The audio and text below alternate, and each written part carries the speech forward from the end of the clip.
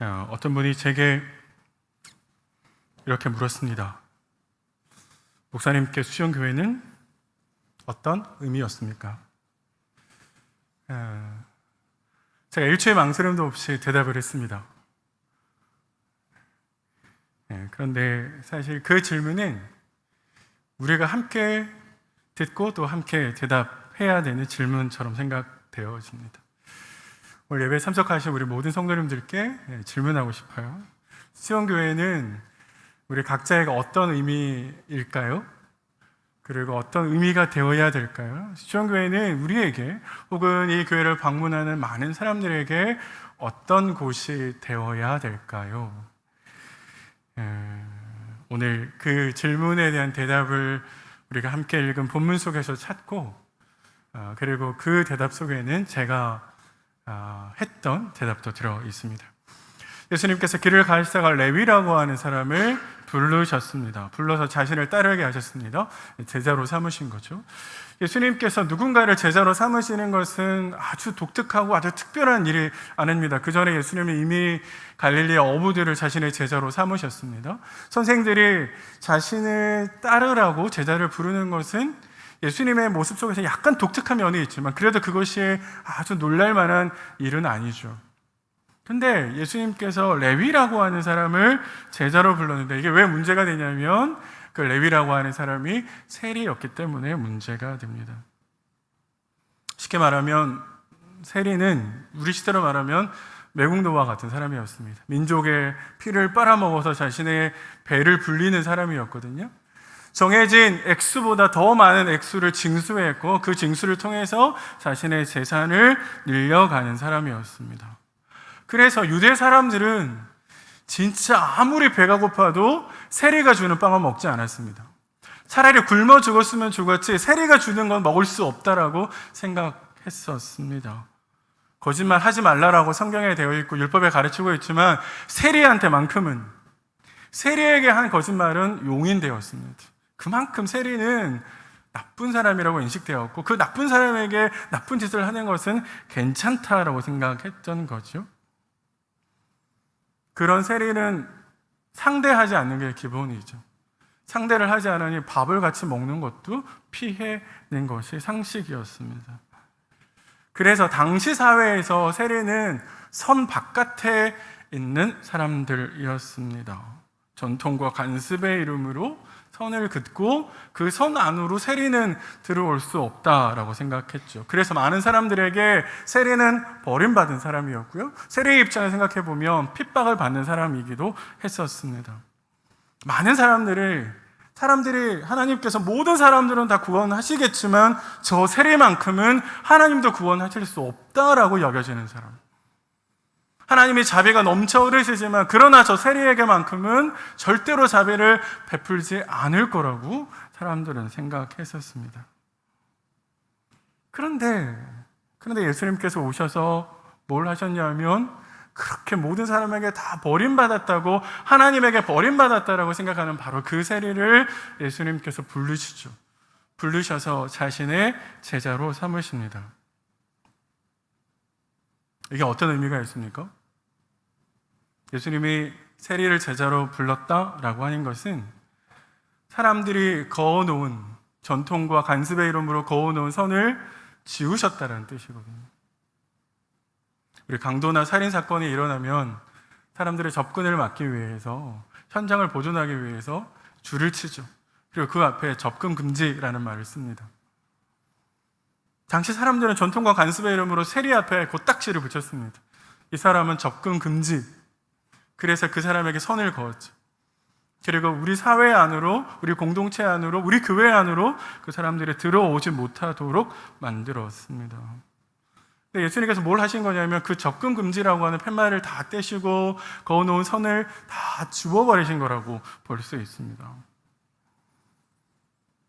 예수님께서 이러한 행동들을 하실 때 바리새인이나 서기관들에게는 굉장히 도발적으로 보였겠죠. 하나님의 나라를, 하나님의 뜻을 지키기 위해서 그들은 지금까지 그런 죄인들을 용납하지 않았고 그런 죄인들을 바깥으로 몰아내었고 그래서 우리 공동체를 깨끗한 곳으로, 거룩한 곳으로 지켰는데 어느 날 예수라고 하는 선생님이 와서 우리가 지켜온 관습과 전통을 다 허물어 버리셨어요. 한번 생각해 보십시오. 그게 만약에 우리 예배 가운데 텔레비전에서 아주 났던 유명해진 정말로 악명의 높은 그런 살인자가 우리 교회를 방문했습니다. 그럼 우리 어떻게 해야 될까요? 우리 당장 어떻게 반응할까요? 어떻게 하시겠습니까? 너무 센가요? 그러면 조금 나쁜 짓 한 사람, 사기친 사람이 교회를 방문했습니다. 우리가 모두 다 사기쳤다라고 하는 걸 알 수 있습니다. 그럼 어떻게 할까요? 우리 환영합니다 이렇게 금방 됩니까? 조금 더 가볼까요? 동성애자가 우리 교회를 방문했습니다. 그럼 우리 어떻게 할까요?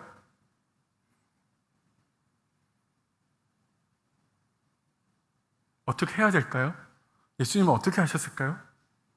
갈 때까지 계속 질문해서 죄송해요. 근데 우리 생각해 보셔야 돼요. 사실 저는 늘 궁금하거든요. 예수님께서 이 시대에 사역하셨다면 예수님은 그들을 어떻게 하셨을까? 예수님 우리와 함께 예배드리면서 우리 공동체를 동성애자가 찾았다면 예수님은 그 사람에 대해서 어떻게 하셨을까? 진짜 그의 선을 긋고 들어오지 마, 가! 라고 이야기하셨을까? 어쨌든 예수님의 이 모습은 당시 사람들에게는 굉장히 파격적이었고 관습과 전통을 다 깨시는 것처럼 보였습니다. 근데 거기서 멈추지 않으시고 예수님 어떻게 하시냐면 그런 사람들이 함께 있는 잔치로 가시거든요. 레위가 잔치를 벌입니다. 잔치를 벌이는데 큰 잔치를 벌였다고 오늘 본문이 되어 있습니다. 당연하겠죠. 이름난 선생들은 아무도 자기를 상대해 주지 않았습니다. 선생들이 아니라 그냥 일반 사람들도, 지나가는 거지들도 자기를 상대해 주지 않았는데 자기의 삶 안으로 예수님은 들어오셨고 손을 내밀었고 불러주시고 제자로 삼아주시잖아요. 유일하게 예수님만 자기 삶으로 들어와서 인격적으로 한 사람의 인격체로 자기를 대우해주고 있잖아요. 쉽게 말하면 사람 취급을 해주는 거죠. 그 어느 누구도 사람 취급을 해주지 않았는데 예수라고 하는 이 선생님은 오셔서 자신에게 인격적인 대우를 해주고 따뜻하게 자기를 품어주잖아요. 얼마나 기쁘겠어요? 얼마나 기쁘겠습니까? 하물며 정말로 귀신을 내쫓고 병든 자를 고치고 능력이 많으신 사람들에게 존경받는 그분이 오셔서 자기를 제자를 불러주셨으니까 잔치를 베풀만 합니다. 그리고 자랑할 만하죠. 그래서 친구들을 다 불러 모읍니다. 29절에 보면 예수께서 잔치를 베풀고 레위가 세리와 다른 사람이 많이 함께 앉았다. 이 다른 사람은 뻔해요. 다 낙인 찍힌 사람들, 다 선 밖에 있는 사람들, 레위와 같은 그런 취급을 받는 사람들이 이 모임에 참석한 것이죠. 제자를 부른 것도 모자라서 그 사람들과 함께 먹고 마신다? 이거는 있을 수 없는 일이죠. 당시 유대 사회에서 함께 식사한다라고 하는 것은 유대 관계를 형성한다는 거거든요. 친구가 된다는 거예요. 그러니까 랍비라고 불리우는, 선생님이라고 불리는, 사람들에게 존경받는다라고 하는 그분이 오셔서 사람들과 전혀 상상할 수 없는 나쁜 사람들과, 우리가 정말 낙인 찍었던 그 사람들과 유대 관계를 형성한다? 이건 있을 수 없는 일이죠. 우리의 전통 안에서, 우리의 관습 안에서는 허락되어질 수 없는 것이고, 그래서 바리새인과 서기관들은 제자들에게 맹비난을 퍼붓습니다. 너희가 어찌하여 세리와 죄인과 함께 먹고 마시냐? 사실 예수님께 질문하고 싶은 거죠. 어떻게 너희 선생은 이렇게 가르치냐? 우리가 그동안에 선을 긋고 절대로 들어올 수 없다라고 낙인 찍었던 그런 죄인들과 함께 거룩하다고 말하는 그 선생이 밥을 먹을 수 있냐? 이게 어떻게 하나님 나라 안에서 용납될 수 있는 일이냐? 라고 비난하고 있는 것이죠.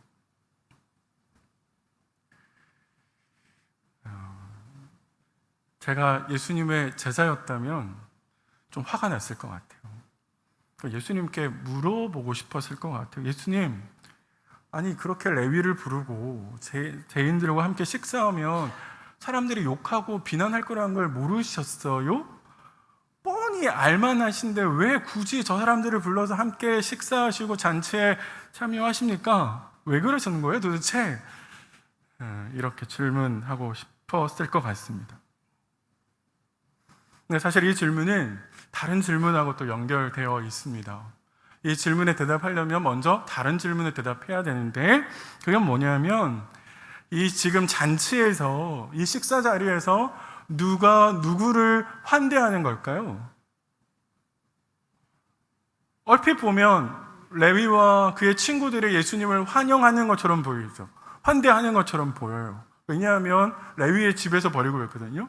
음식 준비를 그 사람들이 다 했거든요. 그러니까 레위가 분명히 예수님을 모셔서 잔치를 하는 것처럼 보입니다.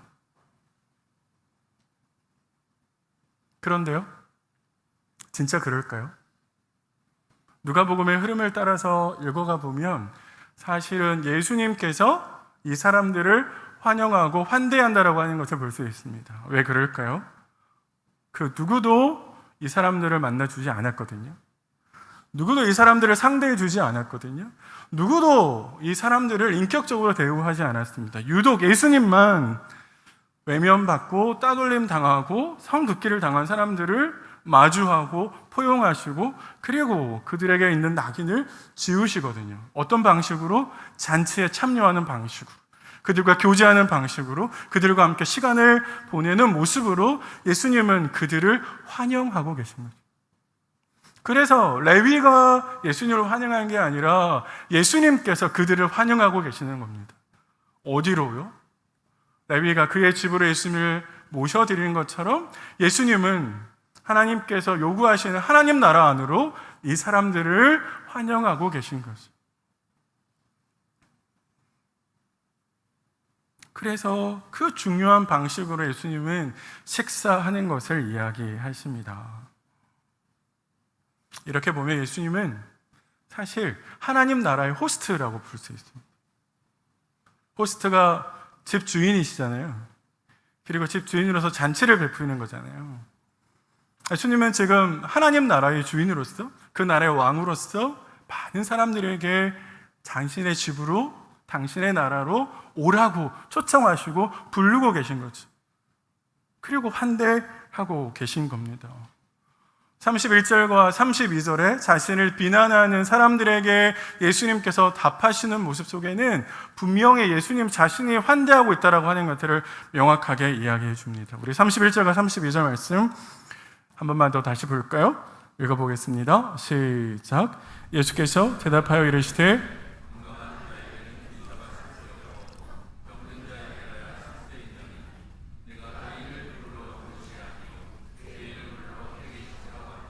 예수님께서 뭐라고 이야기하십니까? 나를 부르는 사람에게 내가 왔다라고 이야기하지 않고 내가 부르러 왔다라고 이야기하시죠. 내가 하나님 나라로 이 땅에 죄인이라고 불리우는 많은 사람들을 부르기 위해서 왔다라고 이야기하십니다.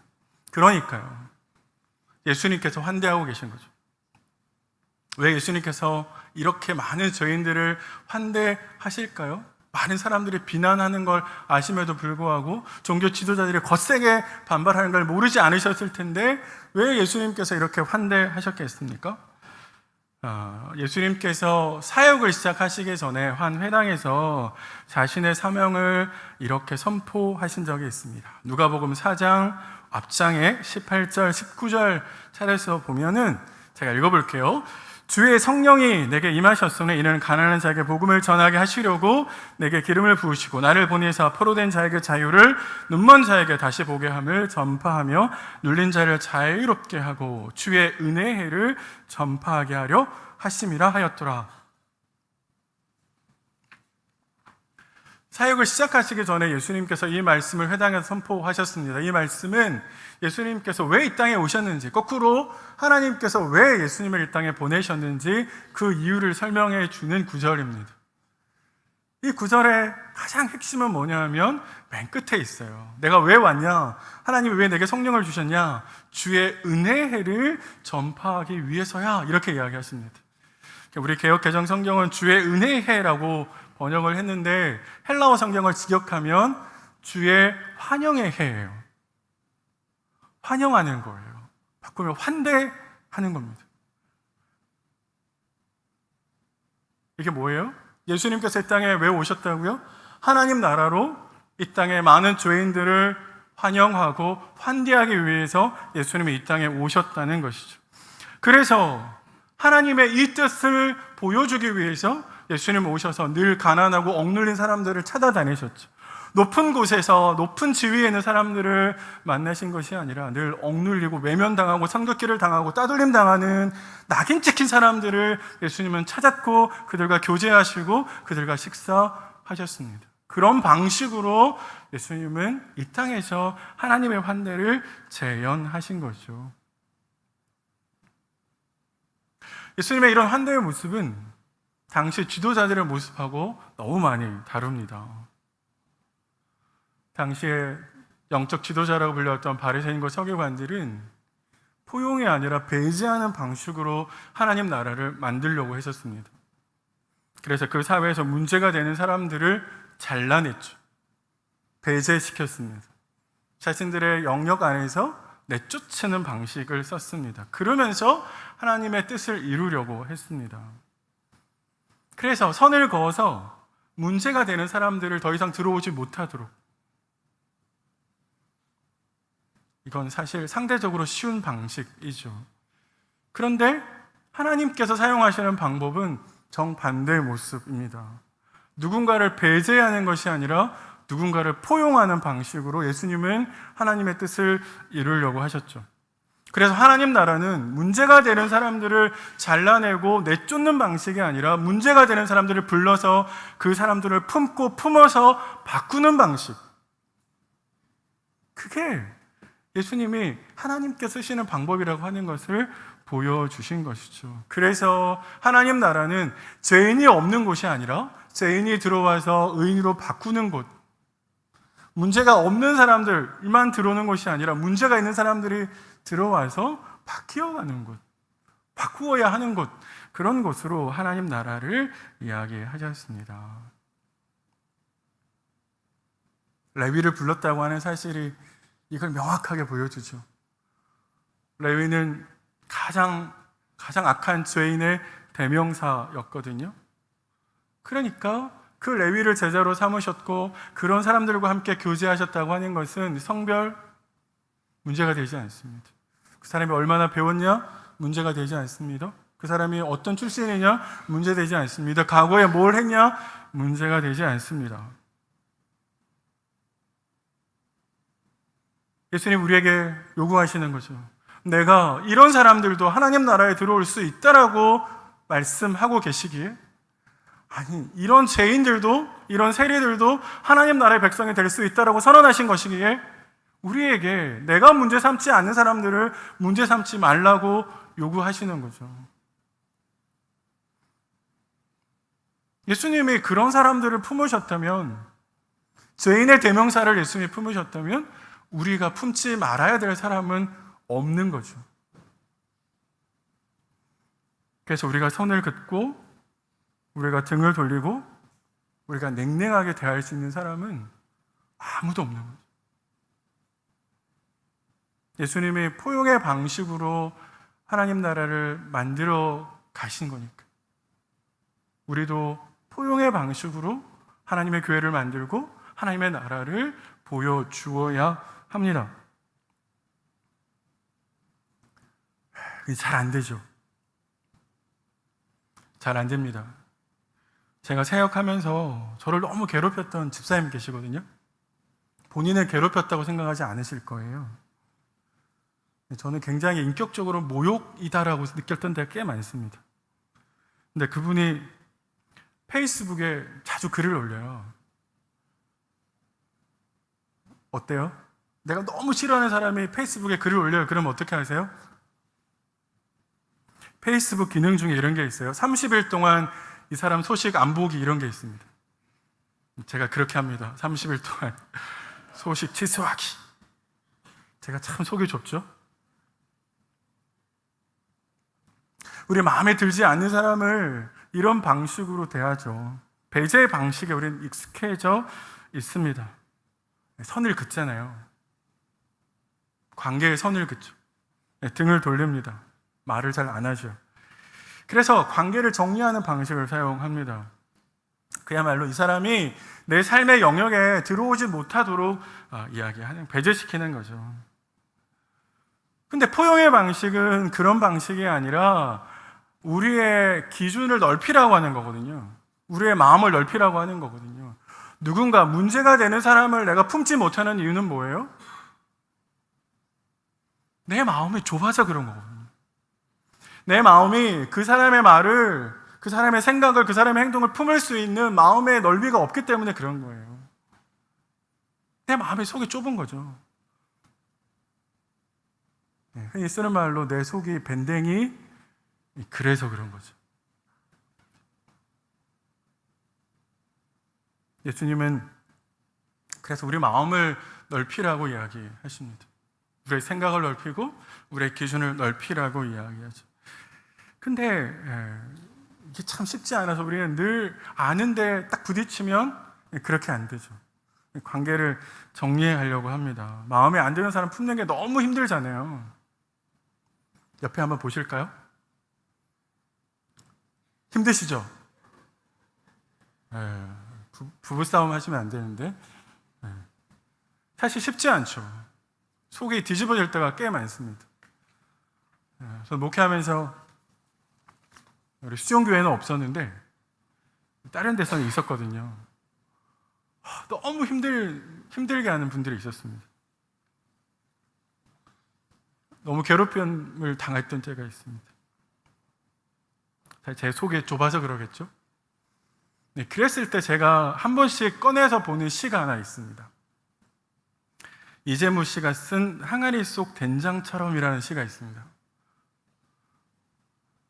제가 한번 읽어볼게요. 세월 뜸 들여 깊은 맛 우려내려면 우선 항아리 속으로 들어가자는 거야. 햇장이니 가깝증이 일겠지. 펄펄 끓는 성질의 독이라도 깨고 싶겠지. 그럴수록 된장으로 들어앉아서 진득하니 기다리자는 거야.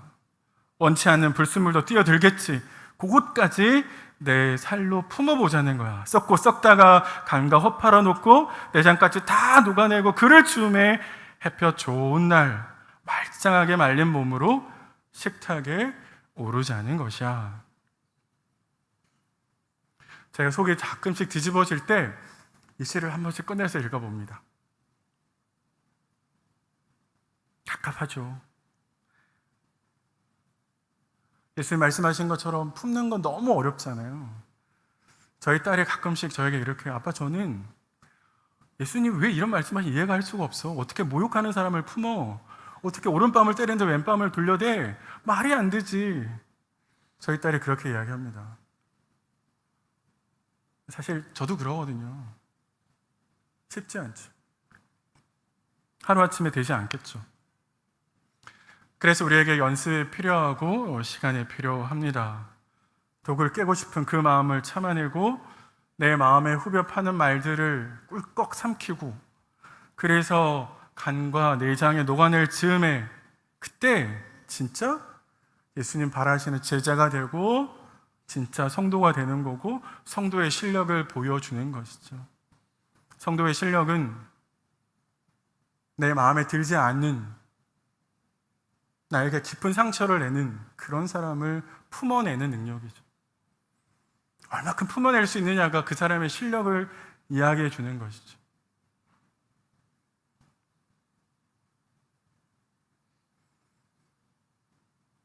처음 질문으로 되돌아가 볼까요? 목사님, 수정교회는 어떤 의미였습니까? 제가 뭐라고 이야기했을까요? 제가 일체의 망설임도 없이 이렇게 대답했습니다. 수영교회는 제게 환대를 경험하게 해준 곳이었습니다. 크게 공감 안 하시네요? 제가 처음에 우리 수영교회 왔을 때 진짜 낯설었거든요. 그때는 코로나였기 때문에 예배 시간에 앉아 계시는 성도님들도 너무 적었고 이 텅 빈 공간 너무 낯설고 조심스럽기도 했습니다. 제가 설교할 때 얼마나 떨었는지 모릅니다. 혹시나 실수할까 봐 얼마나 설교 원고를 다듬었는지 모릅니다. 말의 순서를 정하고 단어를 선택하고 행동을 판단했었습니다. 그 처음에 그렇게 어렵던 마음들이 어느 순간에 너무 편해지기 시작했죠. 왜요? 환대를 경험해서, 환대해 주셔서 어색함이 친밀함으로 바뀌고 불편함이 평안함으로, 낯섦이 익숙함으로 바뀔 수 있었습니다. 손을 잡아주셨는데 너무 따뜻했습니다. 마음이 평안했습니다. 너무 따뜻해서 제가 사실은 더 일찍 갔어야 했는데 주저앉고 있었는지도 모르겠습니다. 너무 따뜻해서. 그러니까 사실 제 마음 한구석에는 막 파송의 노래도 불러주셨는데 가야 되나 이런 생각이 있거든요. 너무 힘들 텐데 두려움이 있거든요. 그래도 환대를 받았고 환대해 주신 만큼 은혜를 힘입어서 떠날 수 있을 것 같습니다. 사랑하는 우리 수영교회 성도 여러분, 저 같은 사람도 환대해 주셨으니까 지금까지 너무 잘 해 오셨습니다. 그리고 앞으로도 잘 하실 거라고 저는 믿습니다. 이곳을 찾는 수없이 많은 사람들에게, 이 시대의 레위와 같은 사람들에게 우리 수정교회가 환대를 경험하는 곳이 되기를 간절히 바랍니다.